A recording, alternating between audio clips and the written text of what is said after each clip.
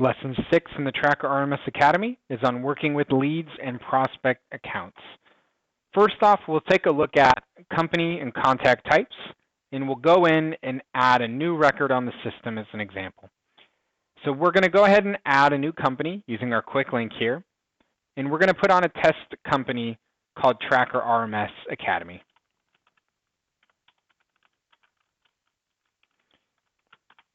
Now this is where we can tag the company type as either a prospect, a client, or if there's additional types that you put into your system, you may have those as well. So here we'll put in Tracker RMS Academy as a prospect onto the system, and we can build out as much information as we want on this company record. So we'll just put in some simple information here.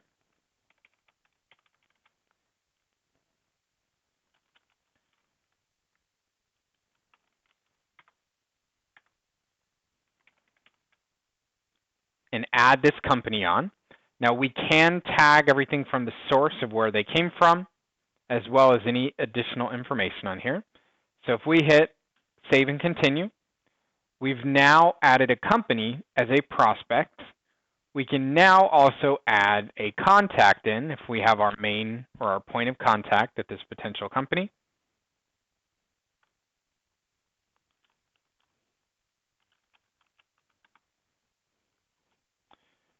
We can make them the primary by hitting the box here, and we can now hit save and continue.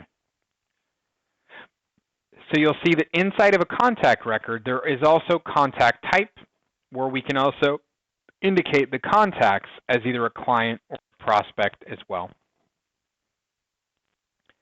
So we'll go ahead and hit save changes, and we've now created a contact within our test company here. So we have Tracker added in here as a prospect. We also have the contact as a prospect. Now this is where in some systems you're just managing lists, but what we've done in Tracker is we brought in the lead portion of the system, which will let you actually open up a lead record against your prospect company or contact types that are on the system. So this is where to open up a lead, all we have to do is go out to the touch bar, and directly from either the company or the contact record, you can open up a lead. Now best practice here is always to open up a lead against the contact that you're tagging that out to. We can use the touch bar inside of that contact, and we can create a lead from the link here.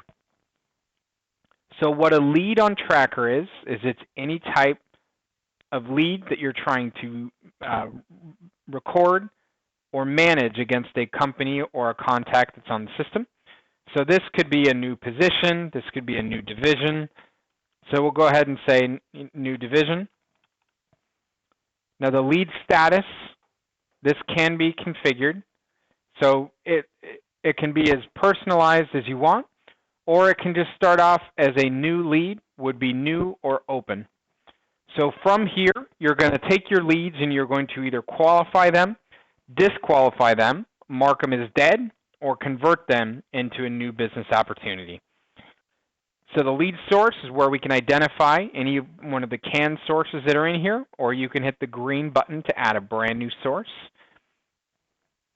Products and services can be added in if you want to measure any products or services against the leads. We can tag them out to the company, the lead contact. They can be assigned to somebody internally as well as a department. And then the lead description is where we would put in the lead. So we could say, new division of the company. Could be, a possible 5 new openings. Potential value is where we can go down and we can forecast the value of this position. So if we thought potentially it could bring $10,000 in, we can forecast that out. The lead date is when the lead is opened, and the potential award date is when we think we could win or we could turn it into a job that we're actively working. So here we could say March 31st is when we think we could open it. And now I hit save and continue, and I'm going to take that lead and open it up on the system. We'll now see that the lead is opened. Now we can go in to the Activities and the Qualification tab. This is where you have your MANDACT, which stands for Money, Authority, Need, Decision, Ability, Competition, and Timing. And you can go in and score up this lead of, do they have the money to work with us? Are we at the right level of authority to make a decision? Is the need really there to partner? And you can go on and score up the lead on different qualifications. You can also go in Tools and edit or customize the different verbiage that's inside of each of these. As you're scoring your lead up, this is where you can put a qualification or a score around all the different stages of the lead to make sure that you can determine, when is it really considered hot. Next, you're going to go in and you're going to be making your phone calls. You're going to be sending emails against these leads to try to move them and take them from a process of being qualified, not interested, marking it dead, or having it be converted into a job. So we'll hit Return to Leads, and we'll go back and look at the main list. So the whole idea of running leads through Tracker is, instead of just looking at a big list of all the companies that you're working with, you can have a targeted list of the different leads that are open. But not only that, you can see the lead age or how old they are. And you can manage the last and the next activities to see how close you are to potentially winning business out of these leads. So this is where you're going to work your leads. You're going to make your phone calls. You're going to see, who's your point contact, what the lead status or where it is in process. You can look to see how old it is and then also where it's coming from to try to move business forward. Now let's go back into our lead that we opened up and open up that lead. So we can hover over and look at the recently viewed records here, and we can go into our new division. Now in here, this is where we can make our phone calls. We can also use the touch bar to log a phone call, log a sales call, create an appointment against it, add a note, or we can send emails or templates out. So this is where, to give an example, we could have an intro call that was no answer. We could say, left voicemail or whatever notes you wanted to put in, and we could reschedule this automatically by one click and say, I want to call back in 3 days. What this is going to do is it's going to log your activities against this particular call here. So I can see that we have a phone call that was made on the 14th of March. We also have a follow-up that's on the 17th of March, so I know that this lead has been contacted. Now you can also set up templates that can go out. So as part of your business development or part of your lead process, you can have templates that could cover anything from sales info, brochures, or any type of information about what you guys do and what makes you different. You can take those out, you can send them, and you can send an email out that can be fully written out. You can have different attachments embedded inside of it, and you can send that template with the click of a button. You can also have different pieces of activities automated. So on the back end of this template, you can have a follow-up phone call in 2 days' time.